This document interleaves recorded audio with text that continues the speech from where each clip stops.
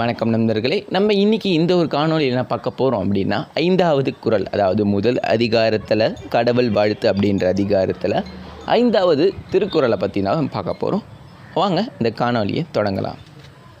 இருள் சேர் இருவினையும் சேரா இறைவன் பொருள் சேர் புகழ் புரிந்தார் மாட்டு. இந்த குறளுக்கான விளக்கத்தை என்னன்னு நம்ம பார்த்துட்டு வந்துடுவோமா? வாங்க போகலாம். குறளுக்கோட பொருள் என்ன அப்படின்னா, இறைவன்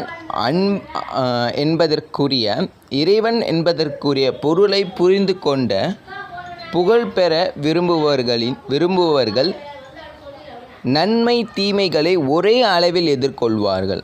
என்ன சொல்கிறாங்க அப்படின்னா, இந்த இறைவன் அப்படின்னு, கடவுள், இறைவன் அப்படின்ற வார்த்தைகள்லாம் இருக்குல்ல, ஸோ இந்த ஒரு வார்த்தைக்கான பொருள் என்ன அப்படின்ற தெரிஞ்சுக்கிட்டவங்க அவங்களோட புகழையும் அவங்களோட நன்மையும் தீமையும் ஒரே அளவில் வந்து சந்திப்பாங்க அப்படின்றத இந்த ஒரு திருக்குறளில் சொல்கிறாங்க.